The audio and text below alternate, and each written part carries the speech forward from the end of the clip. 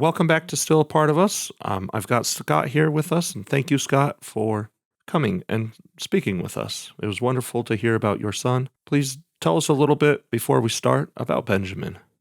Benjamin was 40 weeks. He was stillborn May 3rd, 2023. You're just over a year, and I guess we've come to talk about, things that have helped you in this past year. Before we were talking, and you mentioned about the church. You guys were living in Florida, Mhm. and you guys were going to a church. Tell us about what happened with them and how they have helped you. Well, the pastor and his wife came the next day, and they sat with us for, somewhere between an hour and 2 hours. And they were just very comforting to us. They said, let us know if there's anything that we can do for you.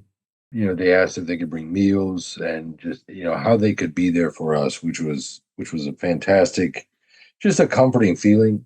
They provided it was more than like 2 weeks worth of meals. They would come by, somebody came by every single day Yeah, and dropped off a meal. It was different. Somebody would make a home cooked meal, somebody would bring by Chick-fil-A. I think somebody brought McDonald's or something like that one night, but just they were praying for us and letting us know that they were praying for us, and that if there was anything that we needed, just to let them know. So that was a really great experience. And to this day, the pastor and his wife are still good friends of ours. When we went down to Florida a few months ago, we took them out to dinner, and I was just thinking, it'd be an hour and a half, but we stayed in that restaurant for 4 hours. yeah. So just it's been great getting to know them more. And we wouldn't have known them without this experience. hmm It's amazing the kindness that is shown to you when Mm, you are mourning. Sometimes there's a lot of grace shown to people who mourn. And yeah. it's so good to hear that these people, even though they didn't know you from Adam, were able to come and show support. Yes. And that whole community was able to just be around you. Mhm. And as a parent who is mourning, who is trying to figure out how to keep your own family, because you had two other children, how to keep you and your wife and your two children while still dealing with everything else. That taxation, that complication of finding food was alleviated. So yeah, Mhm. yeah. Now you mentioned that you went to a couple grief counseling groups. What did you learn from there that you would like to? Um, they talked about the different ways that it affects people. And they talked about some people who just couldn't handle it, that their marriage separated because of that. And that's, to me, that was heartbreaking. My wife Mhm. and I, we made our vows, for better, for worse, for richer, for poorer, sickness and in health, Yeah, through everything, that we would be together. And I remember there was a lady who's a dear friend of ours. She asked my wife the day that it happened, making sure that I didn't blame my wife for it. I didn't blame my wife at all hmm in any respect, but they just wanted to make sure that she was fine, that she was comforted.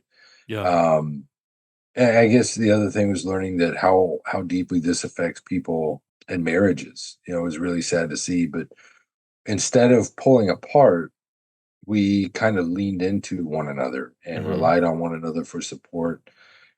That's what I would encourage people to do, especially as married couples, as couples in general, is kind of lean on one another for support. And that was what we did. It really got us through some of the darkest times, just knowing that we had the other person there. yeah, We were very raw and very vulnerable with one another, and it just kind of it bonded us, so to mhm, speak. But it also helped me to learn that this is not a unique experience.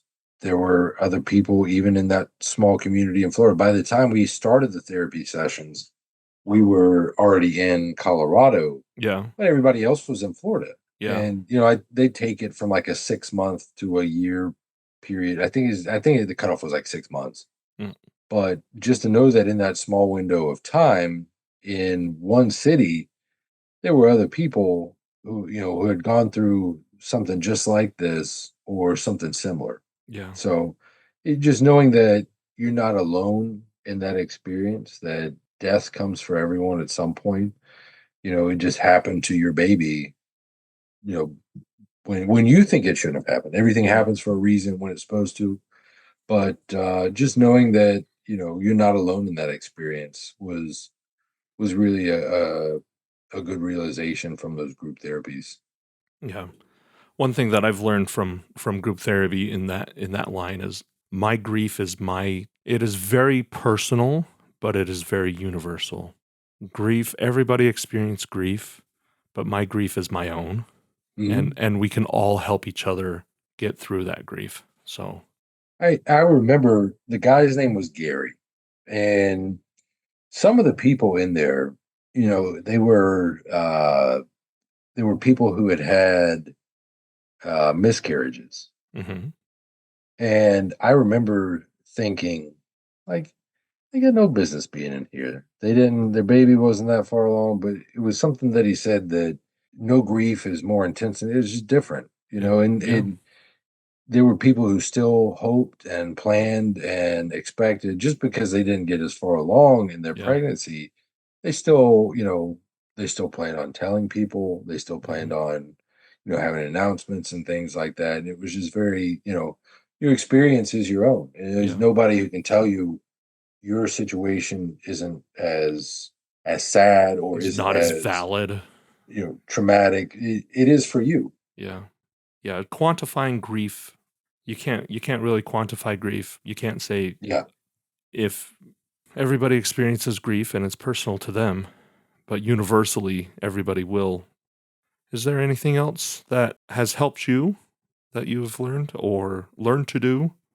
I mentioned in the other episode that the first few months it was just like kind of being adrift in the ocean, just kind of Mhm. getting from day to day. Yeah. My wife and I, we would put on the TV for the kids, and we would go and we would watch Breaking Bad. She had never seen it before. I had seen it several times before, but just getting immersed in that story was really it was nice. It was something, it took our mind off of it, Yeah. and that was the key, was taking our mind off of it and not just focusing on just that.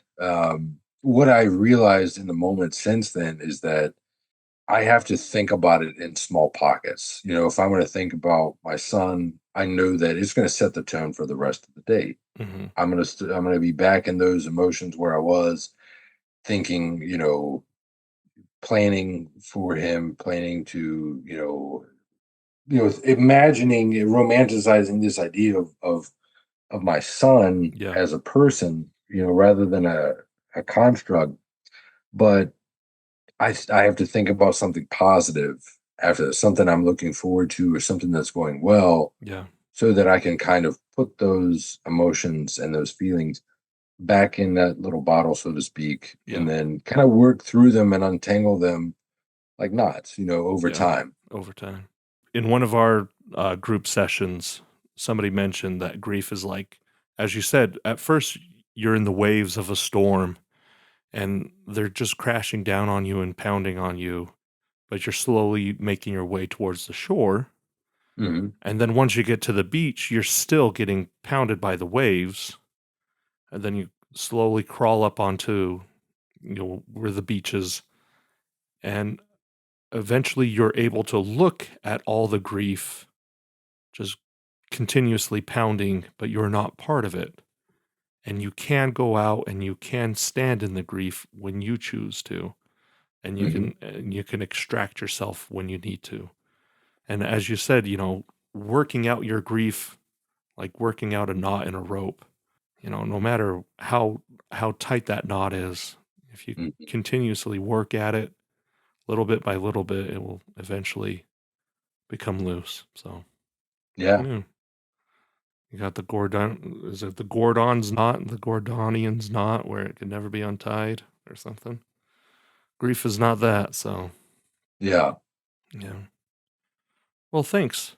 Scott, is there anything else that you would like to say in parting? Yeah, I guess the last thing I would say is that they say time heals all wounds, and I have found that to be true. Obviously everybody's timeline is not the same, Mhm. but as you go further along, you know, it becomes the pain is I would say more numbed, at least for me, anyways. Yeah. But time does heal all wounds. Is something that I got through. Anybody can get through. Yeah.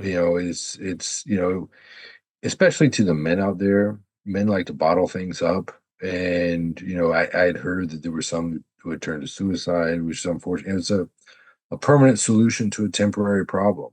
Mhm. And what I did find was talking with my wife, just getting those feelings out from inside of me and just putting them out there.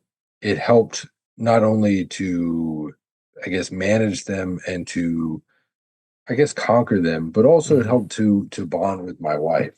Yeah. Um, to show her that I was human, that we were feeling a lot of the same things. Yeah. So just having somebody that you can talk to, somebody that is there to support you. 'Cause your spouse, whoever you're with, they want what's best for you. At Yeah. least they should. And it was just a great realization and an opportunity for bonding for us. Well, good. The line that you said, showing that you're human. That's what we are. We are Hmm. humans with thousands of emotions that we need to work through. So, Yeah. well, thank you, Scott. Yes, sir.